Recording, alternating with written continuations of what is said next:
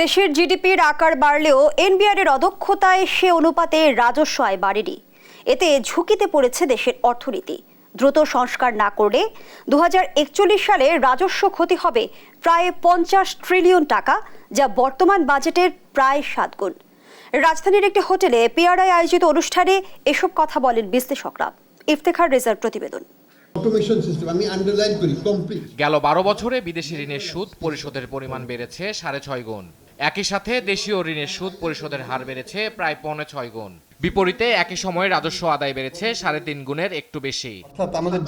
এ পরিস্থিতিতে বাজেটের 37% অর্থ ধার করে মেটাচ্ছে সরকার, যা 10 বছর আগে ছিল 22%।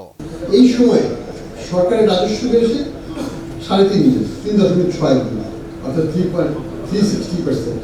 কাজে রাজস্ব বেড়েছে 360%, ব্যয় বেড়েছে আরো অনেক গুণ বেশি। এই জন্য রাজস্ব আদায় প্রক্রিয়া সহজ করার তাগিদ দিয়েছেন ব্যবসায়ী নেতারা। এনবিআরের ট্যাক্স পলিসি এবং ট্যাক্সের কালেকশন, এই দুটো জায়গায় আমাদেরকে যদি এনবিআর চেয়ারম্যান মহোদয় সেপারেট করে কাজ করেন, এটা আমরাও কিন্তু এফডিসিএ থেকে বিজনেস কমিটিকে এটা ভয়েসটা রেস হয়েছে অনেক দিন থেকে। আমার মনে হয় এটা দেশের জন্য ভালো হবে। এটা তাইলে যিনি কালেক্ট করবেন, যিনি পলিসি দেবেন, তিনি এক ব্যক্তি হবেন না। এই দুই জায়গায় যদি আমরা একটু কাজ করতে পারি, আমার মনে হয় এটা অনেকটা ভালো হবে। হ্যাসেল ফ্রি তখনই হবে যখন অটোমেশনটা হয়ে যাবে। আমি আশা করি এনবিআর এই জায়গাতে কাজ করবে। এনবিআর চেয়ারম্যান জানান, কর দেয়া নিয়ে এখনো ব্যবসায়ী এবং সাধারণ মানুষের মধ্যে অনীহা।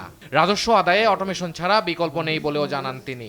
অটোমেশনে আমরা পিছিয়ে ছিলাম অনেক, এটা এখনো পিছিয়ে আছি, সেটা অস্বীকার করার উপায় নাই। কিন্তু অটোমেশন শুরুই তো হয়েছে এনবিআর 2020 সাল থেকে। বন্ড অটোমেশন আমরা হাতে নিয়েছি এবং সেটি আগামী ডিসেম্বরে আমরা বন্ড অটোমেশনের সবগুলো মডিউল লাইফে আনতে পারবো বলে আশা করছি। ন্যাশনাল সিঙ্গেল উইন্ডোর কাজ চলছে।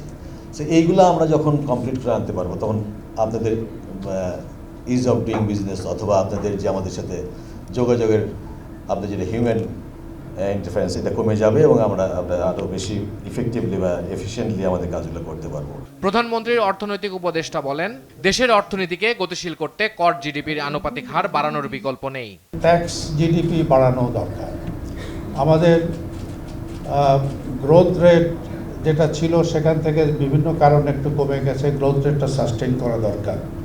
এগুলো সবই প্রয়োজন, আমরা স্বীকার করি।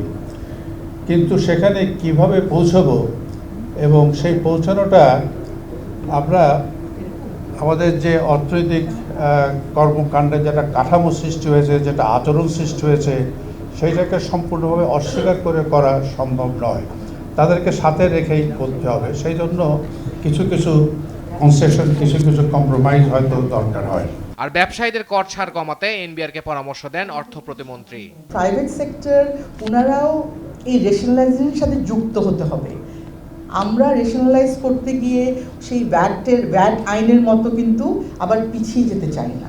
আপনারা একটু এই বিষয়ে উৎসাহ নিয়ে যদি একটু আমাদের সহায়তা করেন, তাহলে কিন্তু রেভিনিউ সোর্সের উপর এটা একটা বড় এফেক্ট হবে। শুধু রাজস্ব আহরণে মনোযোগী না হয়ে পরিকল্পনা বাস্তবায়নে কাজ করার কথাও বলেন ওয়াসিকা আয়েশা খান।